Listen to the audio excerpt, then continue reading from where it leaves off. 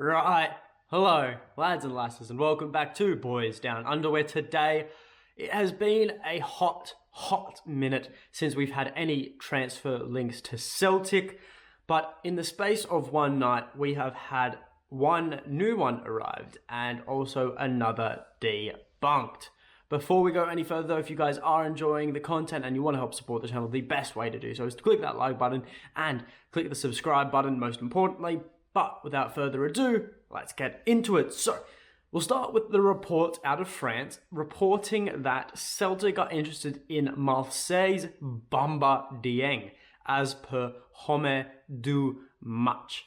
Now, Dieng, classy player, Senegalese international, scored a penalty in the penalty shootout in the AFCON final, I believe it was. So far, though, in his young career, he has played 42 games for the Marseille first team, scoring 9 times.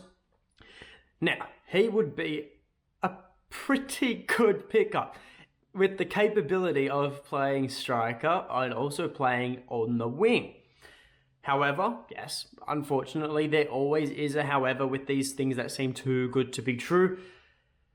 The however is that over the last 6 months, he has been linked with numerous Premier League teams, including the likes of Crystal Palace, West Ham, Newcastle, and Brighton.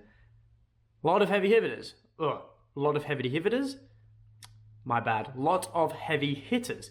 And with those high-profile names interested, like, the minted Premier League clubs that they are, that has increased the demanded transfer fee from Marseille, with only a few months ago, I believe it was a demand of £10 million, a fee which would break Celtic's record transfer fee, which is right now held by Odds on Edouard at 8 to 9 million, somewhere in that mark. I can't remember exactly. However, the one thing that Celtic have on offer that none of those other clubs do is Champions League football. But as we all know, the Champions League football never really does seem to be enough in most cases. It does seem in some, but a lot of cases, players will always question whether the Scottish League is where they should be plying their trade.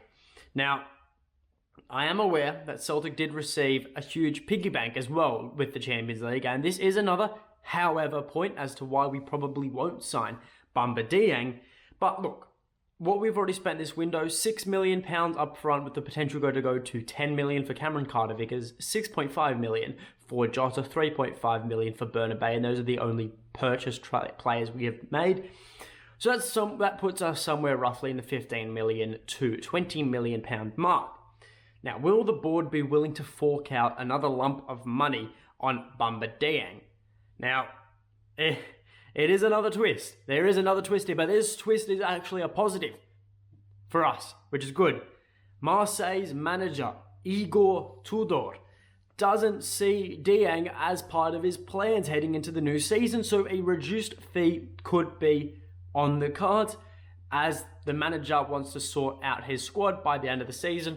These reports and rumours have also been bolstered by the fact that Marseille seem to be finalising the signing of Alexis Sanchez, who has had his contract terminated by Inter. For me, this would be a good signing. I don't see anyone who could say this would be a bad signing. The kid has got talent. The kid is only 20 years old. He's a versatile forward and would just improve Celtic's attacking ranks. I'd be very happy if we get this deal done. But the likeliness, we have to be realists in this modern day world. And, I think at this given time, it's just an unrealistic transfer. I think it's more likely we will see him go off to the Premier League and sit on the bench. I think that's how it seems it's going to happen.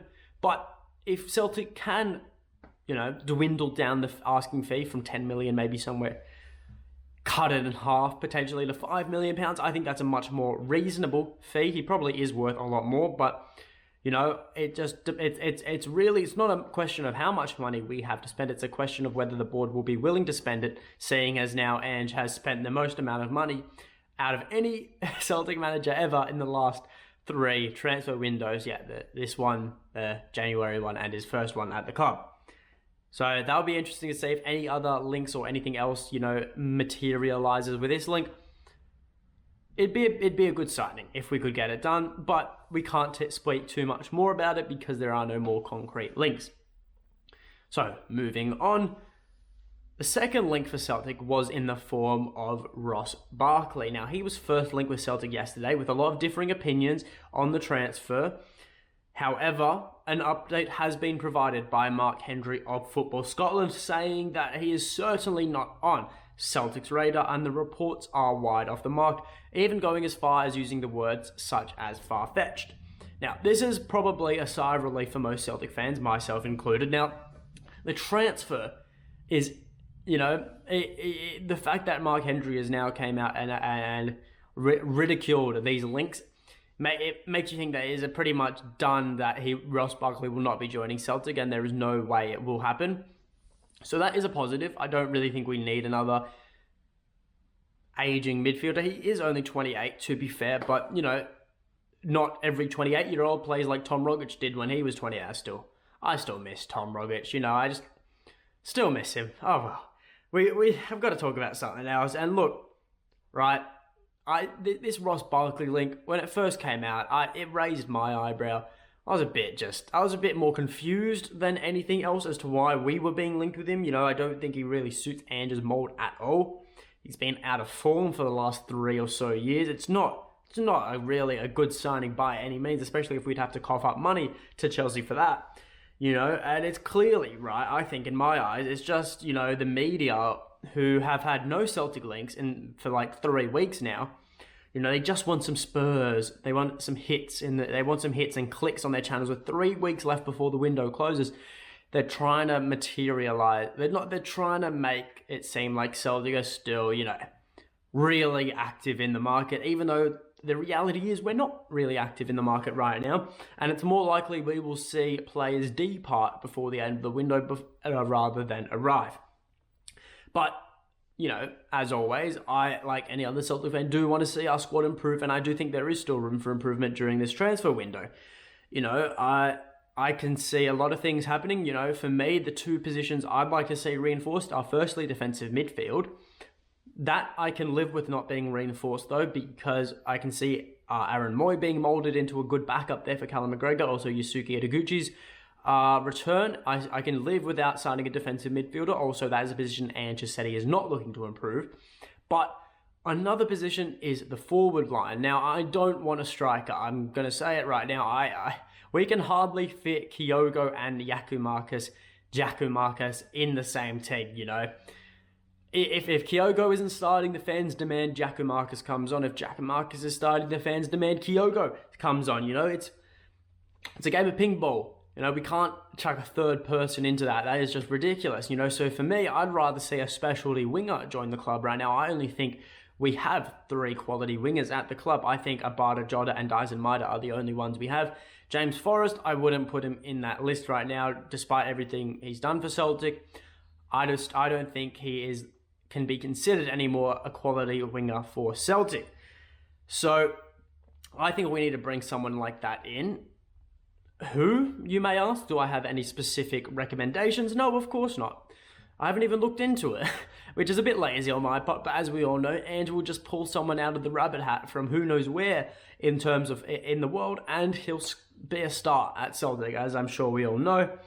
But there's also the departure side of transfer window, and like I said, I do expect there to be more or only departures from now until the end of the window rather than arrivals. And as for departures, I've got 3 names who I think will go and probably should go. That is James McCarthy, Mikey Johnston, and unfortunately, but I have to say it, Christopher Jullien.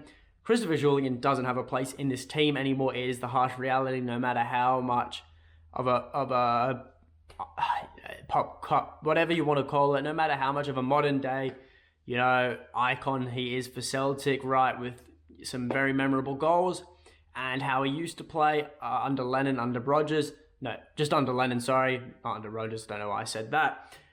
He's 5th choice right now. He's behind Cameron Carter-Vickers, he's behind a one-legged Carl Starfelt, he's behind Moritz Jens, and he's also behind Stephen Welsh. He's got to go. If he wants game time, like he said earlier, before the start of the season, he's got to go somewhere else. And I think Ange has had that conversation with him. Regardless, 3 weeks left. Do expect it to heat up in terms of just player movements regarding Celtic. You know, it is unfortunate that it is dying down and it is quite dull with the end of the window coming so soon. However, I am much, much happier that the bulk of our player movements occurred before the season started, because it's put us in so much of a better position than we were last year. You know, last year we got knocked out of the Champions League straight away. We lost our opening game to Hearts. You know, it was shambles all around. It was not a good look. This season, we look so much more under control. We look like a real threat, and we don't look like stopping. We just look like we're going to keep on improving and improving and improving. We're the best team in Scotland right now, and it's as simple as that. But look, to sum up the video, the Ross Barkley link is in the mud. That is gone. Good riddance. Chuck it in the bin. Do not look back at that.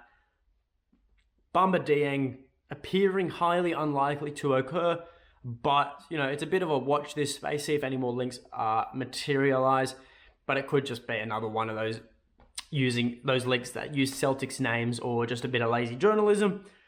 And yeah, that is all from me. So if you guys did enjoy the video, leave a like, subscribe to the channel, leave in the comments below your thoughts on Bamba Dieng, Ross Barkley, transfer window in general, and until next time, hail, hail.